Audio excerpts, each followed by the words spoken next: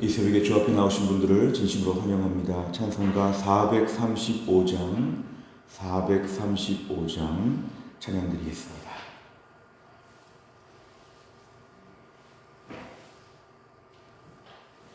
찬송가 435장입니다.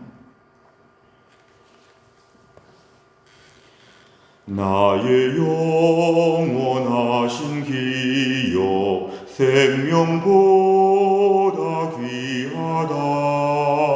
나의 갈 길 다가도록 나와 동행하소서.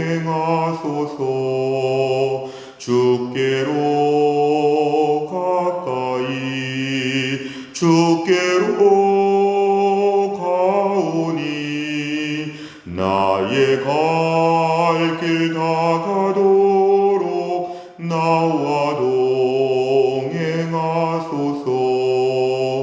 세상 복이 아니람과 모든 명예 버리고 험한 길을 가는 동안 나와 동행하소서. 주께로 가까이 주께로 가오니 나의 갈 길 다가도록 나와 동행하소서. 어두운 골짝 지나가며 험한 바다 건너서 천국 문에 이르도록 나와 동행하소서. 주께로 가까이 주께로 가오니 나의 갈 길 다가도록 나와 동행하소서.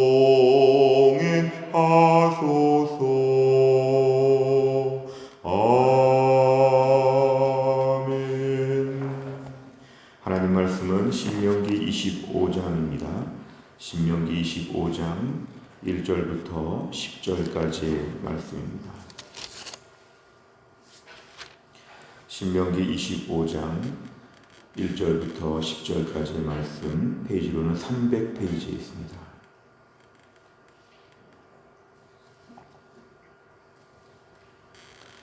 신명기 25장 1절부터 10절까지의 말씀을 저 한 절씩 교독하시겠습니다. 제가 먼저 읽겠습니다.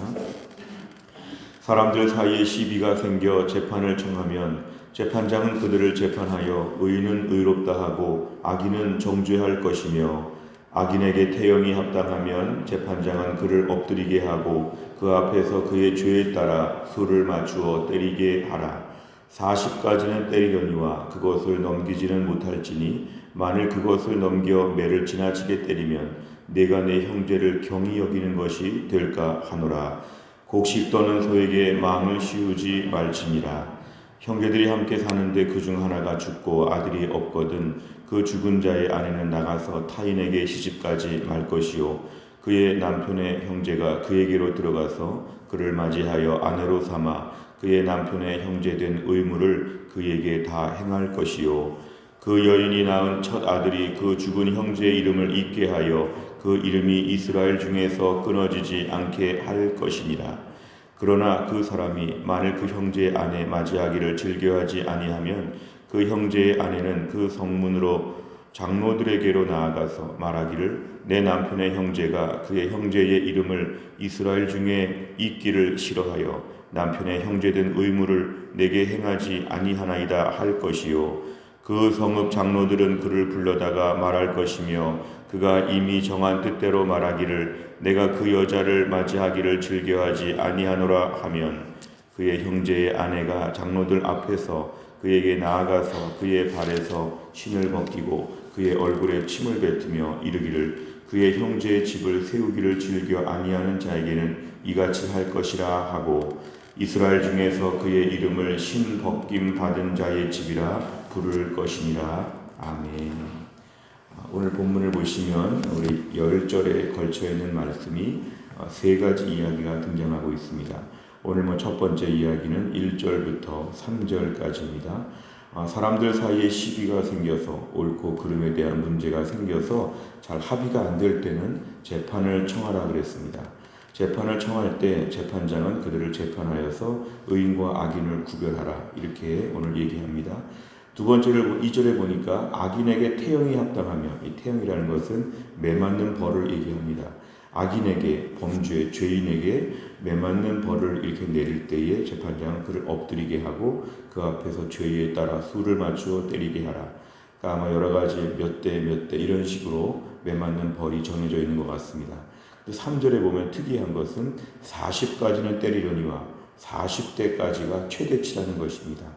그 이상을 때리면 안 된다. 왜냐하면 그 이상을 때리게 될 때는 아무리 죄인이지만 그 죄인인 형제를 경히 여긴다, 모욕을 준다는 것이죠. 그러니까 성경은 죄인을 죄인이라고 분명하게 판가름을 내리되 그 죄인에 대해서 지나치게 모욕감을 주면 안 된다. 왜냐하면 네가 네 형제를, 아무리 범죄를 해도 형제를 형제라고는 받아들이라는 것입니다. 다시 볼 형제이고 가족들이 함께 있고 우리가 함께 그동안 지내왔던 형제에 대해서는 벌을 주되, 그리고 잘못된 것을 인정하게 하되 무시하거나 모멸감을 느끼게까지는 하지 않아야 된다. 왜냐하면 공동체 안에 있는 속해 있는 멤버이기 때문에 이렇게 얘기를 합니다. 오늘 두 번째 이야기는 4절 한 절에 나와 있습니다만, 곡식 떠는 소에게 망을 씌우지 말라. 이것은 소가 일을 하게 될 때에 배가 고프면 좀 먹을 수 있다는 것이죠. 근데 망을 씌우게 되면 아무것도 못 먹는 것입니다. 성경은 이 말 못하는 짐승이지만 소에게도 나름대로 먹을 수 있는 것을 보장해 줘라. 아무리 소라고 해서 학대하듯이 일을 시키면 안 되고, 일하다가 배고프면 좀 먹고 그러면서 일도 할 수 있도록 이렇게 소에 대해서까지도 하나님은 배려해 주는 것을 하나님 말씀하셨습니다. 먹을 수 있게 해줘라. 그 다음에 오늘 세 번째 이야기는 이제 대부분 오늘 본문의 중심인데요. 5절부터 10절까지입니다. 형제들이 함께 산다고 했는데요. 함께 산 중에 그 중에 하나가 죽었다. 하나가 죽었다면, 그런데 그 죽은 형제에게 아들이 없다. 아들이 없게 되면은 그 죽은 자의 아내는 나가서 다른 데 또 시집 가거나 이렇게 하지 말고 남편의 형제가 그에게로 들어가서 남편의 형제된 의무, 이게 오늘 5절의 핵심인데요. 남편의 형제된 의무를 다 행해야 된다. 그러니까 보통 이 당시에 이렇게 남편이 죽게 될 때에 가장 여자는 경제적으로 무능한 입장이 되어서 가장 불행하게 되는 이러한 것이 역사적으로 많이 있었습니다. 결국 그렇게 남편이 죽었을 경우에 형제들 안에서 이 여자에 대한 책임을 지라는 것입니다. 모든 생계를 책임짐과 동시에 이 가족을 안정적으로 유지할 수 있도록 모든 조치를 취하라는 것입니다. 그리고 6절에 보면은 그렇게 해서 형제가 결혼해서 아이를 낳게 될 때에 자기 아들로 치지 말고 죽은 형제의 이름을 달아서 그렇게 이어지는 것처럼 이렇게 해야 된다. 이거를 학자들은 계대 결혼이라고 합니다. 어떤 이게 대를 잇는 그러한 결혼인데요. 이렇게 해서 그 가족 공동체를 유지하라고 합니다. 하지만 이것이 일정하게 무조건적인 것도 아니고 7절에 보니까 형제 입장도 약간은 배려해서 형제가 그걸 원하지 않을 수도 있는데, 그럴 때는 장로들 앞에 가서 어떤 이스라엘 중에 형제 이름을 잊기를 싫어한다 해서 그 형제에 대하여 나름대로 그 형제의 아내가 나가서 말을 하게 하고, 8절에 보니까 성읍 장로들은 불러다가 그 사람에 대해서 형제의 의무를 다하지 아니하였다. 9절에서 이렇게 인정하고 이것을 공동체적으로 밝히도록 이렇게 해서 부끄럽게 만들고 이렇게 하고 있습니다. 10절에 보니까 이스라엘 중에서 그의 이름을 신벗김 받은 자의 집이다.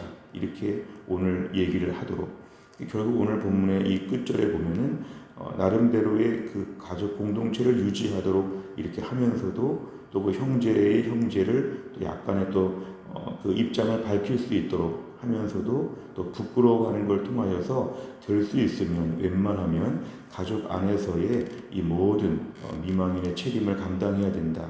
오늘 본문은 이렇게 얘기하고 있습니다. 오늘 내용 관찰해 보시면 첫째는 모세는 죽은 형제의 아내에 대해서는 어떻게 해야 한다고 가르칩니까? 그 남편의 형제와 결혼하도록 하고 아들을 낳게 되면 죽은 남편의 이름으로 할 수 있도록 이렇게 조치를 취하게 하였습니다. 두 번째를 보면 모세는 죽은 형제의 아내를 맞이하고 싶지 않아 한다면 어떻게 하라고 명합니까? 7절에 보면 성문에서, 당시 성문은 이렇게 재판정 같은 의미가 있는데요. 성문에서 그 성의 장로들 앞에 나가서 이 모든 이야기를 다 하라고 했습니다. 오늘 세 번째 문제를 보면 모세는 왜 죽은 형제의 아내를 통해 대를 이으라고 명하십니까? 이게 바로 뭐냐면 공동체의 대를 잇도록 하는, 공동체가 끊어지지 않도록 하는 하나의 사회적인 장치가 되었습니다. 또 한 가지는 이런 식으로 해서 그 죽은 형제의 아내, 그 아내가 너무 힘들고 어렵지 않도록 그 삶을 책임져 주는데 그 책임을 누가 져주냐 하면 사회적인 것이 아니라 가정 안에서 책임을 지라는 것입니다. 먼저 가족들 안에서 이 형제의 아내의 모든 것을 책임져 주어야 한다. 오늘 이렇게 얘기합니다. 결국 오늘 네 번째 문제를 보면 공동체의 안정을 위해 율법으로 계대 결혼을 제정하시는 하나님을 보며 무엇을 느낍니까? 오늘 하나님께서는 이 가족 공동체의 안정성, 가족들이 책임지는 것, 이것이 바로 하나님께서 오늘 주시는 공동체의 질서입니다. 오늘 크게 보면 1절부터 3절까지의 말씀에서도 사실은 공동체를 안정적으로 유지하면서 시시비비를 가리면서도 또 공동체의 안정이라는 것은 악인을 그냥 정죄하고 끝나는 것이 아니라 악인도 형제이기 때문에 모욕감을 느끼지는 않게 하나님은 공동체의 안정성을 지키라고 이렇게 유지하라고 오늘 말씀하시는 것입니다. 오늘 우리가 문제를 풀면서는 조금 문화적으로 우리와 많이 낯설 수 있기 때문에 조금 정서적으로 거부감도 들 수 있지만 오늘 본론이 그 당시 문화와 배경을 갖고 있는데요. 우리가 오늘 이 말씀을 우리의 삶에 적용한다면 우리가 우리의 가족에 대한 우리의 책임을 우리에게 묻는 것입니다. 가족에 대한 우리의 책임, 우리가 오늘 때로는 바깥에 일을 많이 하고 때로는 주변의 사람들을 많이 챙기면서 오히려 사각지대에 놓인 것이 우리의 가족들일 수 있습니다. 우리의 가족들을 우리가 책임지지 아니하고 사회가 책임져주고 다른 사람들이 돌봐주기를 바라는 게 있지만 성경적인 원칙은 가족은 내가 책임진다는 것이죠. 가족에 대한 모든 책임, 사실 우리가 오늘 신앙적으로 볼 때는 신앙적인 책임도 가정에 먼저 지는 것입니다. 교회 학교도 일주일에 잠깐 나오는 것이고 일주일 대부분 우리가 가정에서 아이들을 돌보기 때문에 가정을 믿음으로 책임진다. 또한 가정 안에서 누가 힘든지 어려운지를 가족끼리 서로 책임지는 것이 우선적으로 되어야 되는데 때로는 우리가 많은 경우에 부끄럽게도 우리 가족들을 정작 책임지지 못하는, 바깥에서는 좋은 사람인데 집에서는 무관심하고 너무 차갑고 너무 사무적인, 바깥에서 너무 일을 많이 해서 지쳐서 집에 와서는 나 혼자 쉬기에도 급급한 우리 자신의 이런 모습들을 발견할 때가 많습니다. 많은 목회자를 비롯해서 많은 교회 일 많이 하시는 분들을 비롯해서 우리 안에 솔직한 고백은 이것입니다. 우리의 가족들을 제대로 돌아보지 못한다. 자녀, 부모님, 우리 형제 자매 안에 있어서 우리가 너무 무심하게 때로는 기도도 못 해주고 때로는 어려울 때 특별한 도움도 못 주는 이런 우리의 부족함을 돌아보면서 오늘 네 번째 문제를 풀면서는 주여 우리 가족들을 우리가 진정으로 사랑하며 섬기게 하여 주옵소서. 우리 가족들이 어떤 어려움이 있는지, 우리 일가 친척들 가운데 어떤 기도 제목이 있는지 우리가 먼저 듣고 기도해 주는 마음이 오늘 다시 회복되는 게 중요합니다. 마지막 다섯 번째는 어려움에 처한 가족을 돌보지 못하고 외면한 적이 있다면 언제였습니까? 가족 공동체를 위해 내가 감당해야 할 책임은 무엇이며 이를 어떻게 실천하겠습니까? 우리가 오늘 이 말씀을 주신 이유가 있다고 믿습니다. 오늘도 우리가 우리의 가족들 중에서 특별히 어려운 분들이 누구인가? 또 내가 그동안 연락도 못하고 지냈던 가족은 누구인가? 또 그리고 내 살기 바빠서 일일이 신경 쓰지 못한 식구들은 누구인가? 우리가 오늘 잘 돌아보면서 위에서 기도하고 우리가 오늘 문자라도 보내고 전화라도 하고 작은 사랑이라도 전하면서 오늘 말씀을 오늘 순종해야 되겠습니다. 저도 어제 이 말씀을 저녁에 묵상하면서 저희 가족들 앞에 연락을 좀 하기도 했는데요. 어떻게 보면 하나님께서 우리에게 때로는 신앙생활을 잘한다는 뜻은 우리 가족에 대하여 우리가 믿음 있는 사람의 모습을 보여주라는 것입니다. 오늘 말씀에 순종하여서 우리 가족들을 믿음으로 돌아보고 기도하고 함께 마음을 품을 수 있는 그런 순종이 우리에게 있기를 간절히 바랍니다. 기도하겠습니다. 하나님 아버지 감사합니다. 오늘도 이 새벽에 하나님이 저희를 깨우시고 하나님께 나와 기도할 수 있도록 은혜를 베풀어 주시니 감사합니다. 오늘 말씀을 통하여 우리의 가족들을 돌아보라고 하신 하나님의 말씀 앞에서 우리가 많이 부끄럽습니다. 때로는 바깥에 일을 많이 하고 심지어 교회에서 일도 하고 여러 가지로 분주하게 열심히 사는 것처럼 보이지만 하나님 아버지 가족들을 미처 다 돌보지 못하고 가족들을 위해서 간절히 기도하지도 못하고 어려운 일들을 그냥 우리가 무심하게 보냈던 것들을 회개합니다. 하나님 용서하여 주시고 오늘 말씀에 오늘 순종하여 우리의 모든 부모님과 자녀, 형제, 자매를 향하여 마음을 열고 기도하며 연락하며 섬기며 잘해줄 수 있는 마음이 우리 안에 생기게 하여 주옵소서. 무엇보다 믿음으로 사는 나 때문에 우리 식구들이 큰 유익을 얻게 하여 주시고 하나님께 매일 기도하는 나 때문에 우리 가족들이 큰 혜택을 받을 수 있도록 우리가 은혜의 통로, 축복의 통로가 되게 하여 주옵소서. 하나님 아버지 이희란 권사님이 어젯밤에 뇌경색으로 병원에 입원해 계십니다. 하나님께서 우리 권사님을 강건하게 하셔서 속히 회복이 되게 하여 주시고 하나님의 특별한 돌보심과 치료가 있도록 우리 권사님을 하나님 붙잡아 주시옵소서. 오늘 하루도 하나님께서 함께하여 주실 것을 믿사오며 예수님의 이름으로 기도하옵나이다. 아멘. 한 가지 광고 말씀을 드리겠습니다. 어젯밤에 연락을 받았습니다. 이시란 권사님이 어제 주일 예배까지 잘 드리셨는데 저녁에 잠깐 뭐 좀 드시다가 갑자기 이렇게 뇌경색 증상을 보이셔서 충남대병원 중환자실에 어제 입원하셨습니다. 아드님과 통화를 지금 하고 있는데요. 이제 오늘 의사 선생님 만나서 어떻게 또 치료할지를 보는데 아마 시술 같은 건 어렵고 아마 약물을 통해서 어떻게 좀 조치를 취할지 아마 의사의 진단이 있을 것 같습니다. 이희란 권사님을 위해서 특별히 오늘 기도해 주시기를 바랍니다. 권사님이 84세이신데요. 우리 권사님 하나님께서 꼭 고쳐주시고 잘 회복되실 수 있도록 기도해 주시면 감사하겠습니다. 교회 안에 그 밖에 몸이 약한 분들이 많이 계시는데 오늘 특별히 또 기도해 주시면 좋겠습니다. 오늘 제가 월요일을 맞이하여 기도할 제목은 우리 교회 비전을 위하여 기도합니다. 15번부터 28번까지 오늘 교회 비전을 위하여 기도해 주시기를 바랍니다. 주기도문 하겠습니다.